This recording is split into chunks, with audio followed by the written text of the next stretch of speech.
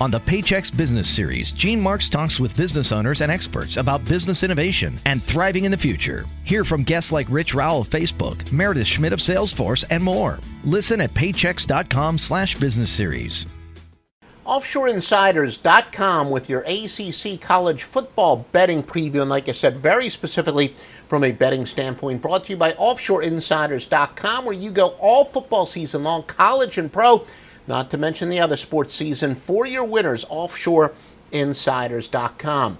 Now, I had the great pleasure of doing a preview on the SBR videos with the big man on campus, one of the most knowledgeable people out there, but I got plenty more notes than I had a chance to use, and especially want to emphasize some of the teams we didn't get a chance to talk about, and really the teams that I have a strong leaning towards thinking that they might be over or undervalued, whether it's the side or the total at the beginning of the year. Start out with Louisville. Yeah, Lamar Jackson is back, but he is a one-man offense. They have no proven backup. If he gets hurt, Louisville will be awful. Top three receivers are gone. Offensive line is rebuilt. They do have 9 starters back on a defense that allowed 115 rushing yards per game. So they're very strong on defense, although they do lose top tackler Keith Kelsey. Look, they did struggle. Their biggest weakness last year on defense was stop those running athletic quarterbacks. And that's where they have to improve. But with their talent back, they should be better against some more athletic quarterbacks, but keep that in mind when they do go against those multi-dimensional quarterbacks. Now, on defense, you know, Yair Alexander is incredible. Alexander takes up really half of the football field. Tough to pass against. He's got elite NFL talent. Cardinals should be an under team for sure, especially with Lamar Jackson in there. Now, some of you are going to say, wait a minute. Well, they would be more of an under team with him in there? Yes, because the total's still going to be fairly high. If he gets hurt, that's going to have a big effect on the total. But defenses are going to be able to key on Jackson. And again, in recent years, we have seen, of course, guys win the Heisman, then return the next year, and they weren't able to ever duplicate their Heisman success. Not to say that they necessarily went down the toilet with Jameis Winston, you know, followed up certainly with a good year, and Tebow, and Manziel was another guy. But it's a little tough with Lamar Jackson to repeat what he did last year. And keep in mind, what he did last year has a lot to do with the expectations. So I think the offense will not exceed, will not meet the expectations. And with a very good defense, they should be an under team indeed. Virginia Tech. They lost a kid, Evans, a quarterback who wound up leaving early. Well, not even getting drafted, but you know, a heck of a pretty good college player. And Virginia Tech at least would have had some good talent at quarterback if he came back. They lost 2-star wide receivers in Isaiah Ford and Bucky Hodges. They really can improve on turnovers. Now, that's a good thing that they turned the ball over last year. Why do I say that? Because it's something for them to work on. It means that they do have an upside. I always say that when a team has great production in terms of yards, but if they have turnovers and penalties, that's where teams can more easily improve on than an actual lack of production. A good defense returns with guys who are borderline prospects as far as NFL prospects that is in the secondary. So they do have some possible future NFLers in the secondary, at least guys that are going to wind up in camps and playing some preseason game. They had a Jekyll and Hyde defense last year. Got to improve on that. If Josh Jackson wins the quarterback battle, I do think they could be a good under team because he's a dual threat, one of those guys that can keep the chains moving, but isn't a big-time thrower where they're not going to necessarily score in a hurry, where A.J. Bush, meanwhile, JUCO transfer, is a pure passer. Keep that in mind if it's a two-headed battle at the beginning of the year. Maybe if Josh Jackson's in there and it's kind of a low-scoring game, and then A.J. Bush comes in, maybe that's where you can bet the live lines. Where I think A.J. Bush is going to be more of a high-powered quarterback, Josh Jackson more of a move-the-chains type guy. So keep that in mind when it comes to betting totals, even live totals. As far as Duke is concerned, your OffshoreInsiders.com Atlantic Coast Conference preview. Daniel Jones, baptism by fire last year at quarterback. We kind of like that for the next year. He should be much better. Three of his top four targets are back, led by T.J. Romming. He had 70 receptions. Three starters are back on the offensive line, so he'll get some protection. Pretty good running game led by Sean Wilson. A lot is going from a defense that wore down as the year went on, especially against the pass. But again, that can happen. Duke, a team that didn't have a lot of frontline talent on defense, and they spent a little bit too much time on the field, and of course playing a lot of games in the South where it's very hot. Their defense just wore down. But I do think that Duke early in the year should be pretty good as an underdog. Their offense is going to be a little bit better. Their defense should be a little bit better. So Duke might be a little bit of a dangerous underdog early in the year. Florida State, they are so loaded on defense. Now, Derwin James, when he was injured in 2015, they really struggled without him. He might be the best defensive player in the country, might be the most impactful, but with James, Andrews, Marshall, Lane, Tavares McFadden, look, this secondary is going to be the best in the country. You're not going to be able to pass on Florida State. You better have a good run game and a good enough pass game to keep them honest to have any success. They should also be better against elite quarterbacks. We all remember, last year, maybe the Heisman Trophy was essentially won against Florida State early in the year. Florida State did struggle against those big time quarterbacks. I don't think that's going to be the case this year. Lost Dalvin Cook and a lot of wide receiving talent, but Florida State's one of those teams that can reload. In particular, Cam Akers, we're going to keep a key eye on the practice reports on him. If it looks like he is ready to step in, they may not miss much of a beat at running back, but they should be better at quarterback with DeAndre Francois. Was very good last year. Is he ready to take the next step? I think he is. He can really become even better this year. The offensive line lost some key talent. They lost two guys, Johnson and R, graduated, and then Kid Wilson transferred to Auburn. They're better run blocking than they were pass blocking, but I also think that has to do with, Francois will be a better quarterback, and sometimes the run blocking and pass blocking is based on the talent behind them. And I do think with Francois will take the next step. He's probably going to be a better passer, and hopefully they'll be a better pass blocking team. All in all, I think Florida State will be an under team. They have a heck of a defense. Their offense may not be super explosive, so I do think Florida State will be a pretty good under bet in some situations this year. Clemson, you may not have heard. They lost Deshaun Watson. He was pretty darn good. Mike Williams, who had 98 receptions, running back. Wayne Gallman. So they lost a lot. Ton of pressure on freshman quarterback Zarek Williams, who may or may not win the job. He's the dual threat that Sweeney likes, and I think he wants him to win the job because he's got the biggest upside. But Kelly Bryant showed some flashes. Either way, they're going to have the dual threat quarterback. They do have a strong offensive line. Now, a few years ago, Dabo Sweeney, the guy can clearly recruit. He can coach. So they do have some good talent coming in, but I'm still a show-me guy. Is it going to be proven talent? I know a few years ago when they lost Taj Boyd, Sammy Watkins, Martavius Bryant, a lot of us, myself included, expected Clemson to take a bit of a step back, and they did not miss a beat. Now, can Dabo Sweeney do it again? I think he's already proven he's one of the top 3 coaches in the country. But if he can lose as much talent as he did again and not miss a beat and even be a contender for the national title, wow. That would be quite impressive to say the least. Ray McLeod is a good possession receiver to say the least.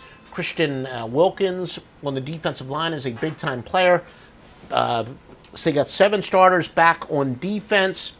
Look, I do think that Clemson, all in all, will be an under team. Basically, I definitely think they will be an under team. Miami, 3-way battle at quarterback. Can this kid Perry win the job as a starter? They also lost their leading wide receiver, Stacy Coley. They lost 3 starters on their offensive line. It was basically baptism by fire on the defense. They did lose some in the secondary. They're loaded at running back, led by Mark Walton, who got 1,117 yards and 14 touchdowns. He's small, but Miami is deep at the running back position. Somebody wins a quarterback position, Miami could be a dark horse. I actually like Miami on the live line where I think they're going to have some quarters where they're high scoring followed by a low scoring one and vice versa. So essentially, if the game is on pace to go way over, bet the under on the adjusted live line and vice versa. If it seems to be on pace to go under, bet the over on the live line. I think Miami will be a pretty good team on the live line to kind of fade what they've done. North Carolina, Mitch Trubisky, among the tons of skilled position players that are going from North Carolina. 5 losses last year that could have gone either way, so they're better than their record showed. Almost no proven talent at wide receiver and running back, though. LSU transfer Brandon Harris was absolutely horrible at quarterback. Their run defense will be very good. I do think that they'll be a little bit dangerous as an underdog. Yes, they lost a ton of talent, but they're going to be a big underdog this year, to say the least, in a lot of situations. And because they were better than their record last year, I do think that they will be very dangerous as an underdog this year. And they will be often an underdog. Syracuse, Dina Babers, Wales. They'll jump on the over early. Look, Dino Babers, going back to his days in the MAC conference at Bowling Green, the total would start out at 72, and then it would jump up to, 79. The sharps love betting the over, and Dino Babers plays at such an up-tempo. Yes, they almost cannot make the total high enough. I would almost consider blindly betting the over if you have one of those sports books where you can get down on the total early, and you're going to have middle opportunities. You are going to have some middle opportunities, and I actually think the opening totals will most likely go over, maybe get some value after the over adjusted total, but you'll have some middle opportunities indeed. Quarterback Eric Dungy is back, and you got great wide receivers. Irvin Phillips and Steve Ishmael, as good as any duo in the conference. The entire offensive line is back. Look, they left points on the field last year. They piled up some yards, but they were not able to convert them to points. But that was the first year in the Dino Babers offense. A little bit of a learning curve. This year, I wouldn't be surprised if we see some totals in the 80s this year. I really would not be surprised. And who knows? I'm not one of these people that analyzes the point spread and the total game by game that far in advance, but there might be a case where we see one in the upper 80s this year, maybe even one at the 90s. I mean, these totals are going to be crazy. Syracuse, like I said, second year in this offense, and they've got the talent. They do have some talent, though, on defense. 10 starters, including their top 13 tacklers, are back on defense, but the problem is they're always going to be on the field. They've got to learn to stop the run better, as their defense wore down last year. Brutal schedule, though, and I think their defense is going to wear down. They could be a very dangerous as an underdog, but again, Babers, bet the over, and you're probably going to have some middle opportunities. Pittsburgh, they lost a lot of talent. They lost running back James Conner. They lost the kid Nathan Perryman. And their new quarterback will be USC transfer Max Brown. Will the change of scenery help him? Brown underachieved at USC. Was more highly touted, the kid Quandre Henderson. You got to get him the ball. He's a multifaceted threat. Wide receiver, running back, kick returner. They're going to lose their 2 best offensive linemen on the left side. They do have a good wide receiving core, though, still. Jester Wee and Quandre Henderson, as we said. Young prospects behind them. So they are deep at wide receiver. They're still going to throw the ball a lot. They got more depth at defensive backs, where they were horrible last year. But again, when they're constantly on the field, they play a pretty up-tempo game. 2 starters are back on their defensive line, but they also get Dwayne Hendricks, who missed all of last year, back. He was a starter 2 years ago, so their defensive line should be pretty good. I think because the total's still going to be so high, I would lean towards saying that they'll be an under team as a general.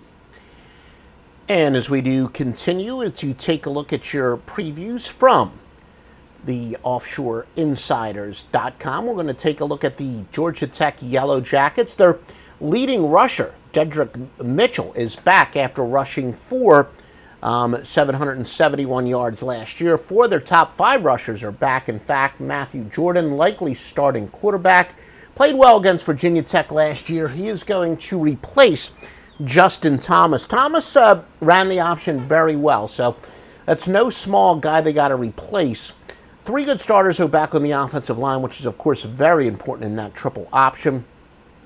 78 of their 83 receptions, they are back this year.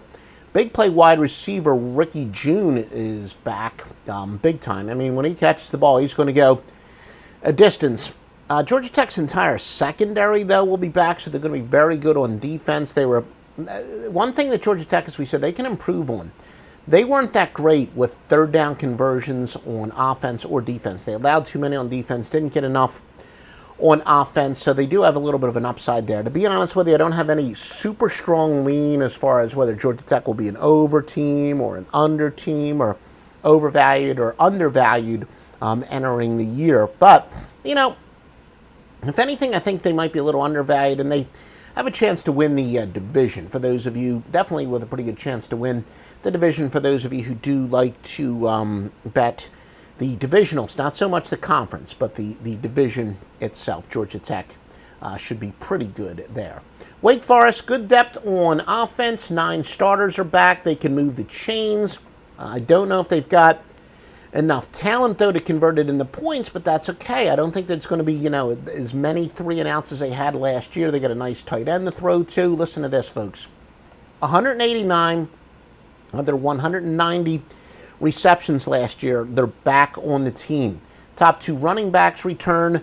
So, you know, Wake Forest last year, the Peter Principle defense, he did very well against okay teams. They did horrible to Clemson and Louisville, but against everyone else, they were very good. So against the speedy teams, they're going to struggle. But against teams that aren't lightning fast, look for Wake Forest to continue to do well. And as I said, their offense, I think, will be better, maybe compiling up yards, eating up some clock, and not scoring a ton of points. So Wake Forest, of course, it's going to be a low total. But they, despite being a low total, I think they still could be a pretty good under bet this year. Continuing, Virginia, offshoreinsiders.com. Their offense has to be better. Quarterback Kurt Becker returns with his top 2 wide receivers. He must improve on his 23 touchdowns, 16 interceptions ratio. But again, if he can cut down on mistakes, and he's got some talent, cutting down on mistakes I still think is easier to do than to, you know, make a guy that's not that talented that much better. I do think the mistake-prone guys have more of an upside. Leading returning running back Jordan Ellis, only 61 yards, so he doesn't have a lot of, they don't have a lot of proven talent, Virginia, on offense. They do have a couple guys that could be like potential top 50 picks in the NFL draft, Micah Kaiser and Quinn Blanding, so they got some talent on defense. 3 linebackers, 3 defensive backs are back. The defense, as I said, has some good talent. Offense should be a little more competent under Bronco Mendenhall. Going to be some low totals this year, but I still think they could be an under team. And continuing with your offshoreinsiders.com previews, Boston College. We may have saved the best for last. Boston College will go up-tempo. They're a low-scoring team, but we've said so many times, the key to handicapping totals, it's a lot more about handicapping the pace of a game in both basketball and football than it is offensive and defensive talent. And proficiency now, of course, the other is very important too. I didn't say it's unimportant. I just said I don't think it's definitely not as important as predicting the tempo of a game when it comes to the total. Boston College has their top 6 receivers back, 4 starters on the offensive line. So they've got the talent back to go to a more up-tempo offense. Darius Wade or Anthony Brown, both of these guys can run the up-tempo. They don't have a clear starting quarterback at this time, but look, they've got a lot of talent on defense. The total's going to be low. Harold Landry, Schwab, Harris, Strachan, they're all talented, but you're going to get some low totals early in the year, and I think Boston College pace is going to throw off a lot of people. Boston College is actually going to be an over team, is how we feel at offshoreinsiders.com. NC State, 8 starters are back on offense. Ryan Finley is back at quarterback. He threw for over 3,000 yards last year, 18 touchdowns. Offensive line is 4 starters. Only allowed 17 sacks this year. Their top 4 receivers are back. They've got a lot back on defense, including 8 starters, and their defense was very good last year. NC State was abysmal inside the 20, but again, that's correctable. Teams that leave a lot of points on the field, they've got the upside, and they've got all offseason to work on that. Kicking game was bad, but again, they've got an upside. I do think NC State because they were better than their one loss. I've always said one loss record's very deceptive, and they're better than their points per game margin showed last year. I expect them to be one of the better against the spread teams in the conference this year, actually. So NC State should be a pretty good team to bet on. I do like, again, NC State as a good spread team at offshoreinsiders.com. Again, go for your winners each and every week in football, college, and pro, and basketball and baseball and all that other stuff. offshoreinsiders.com. Your podcast and free picks are brought to you by mybookie.ag, where you get a 50% sign-up bonus when you use the promo code Duffy, D-U-F-F-Y. You'll get a free 50% sign-up bonus right now. You deposit $1,000, you got $1,500 that you can bet with right now. mybookie.ag, promo code Duffy, D-U-F-F-Y. And also brought to you by DuffyVideo.com for all your video needs. Video slideshows for businesses, memorials, and celebrations. DuffyVideo.com. Please subscribe to us on YouTube.com/OffshoreInsiders, or also at Twitter at Offshore Insider. Notice on Twitter it is Offshore Insider. There's no S at the end. We were just limited by numbers of characters. Stitchers, iTunes. We're on TuneIn. See the podcast link at offshoreinsiders.com, or you can just enter Offshore Insiders at those sites. And please give us a 5-star review or like. If you're listening to us on iTunes or Stitcher, a like on YouTube. The experts say that's a vote of confidence. Search engines will be kinder to us if you do that. All this for offshoreinsiders.com. Call 1-888-FARMERS to switch, and you could save an average of $470 on your auto insurance. That's a lot of money in just a few minutes. With savings like that, you could be lounging on an impractical amount of ornate and overpriced throw pillows you bought for your couch. But you won't, because you're better with money than that. That's why you're calling us in the first place. Call 1-888-FARMERS to get a quote today. We are farmers. Bum, bum, bum, bum, bum, bum. Based on average nationwide annual savings survey data July to December 2020. Underwritten by Farmers Trucker Fire Insurance Exchanges or affiliate. Products not available in every state.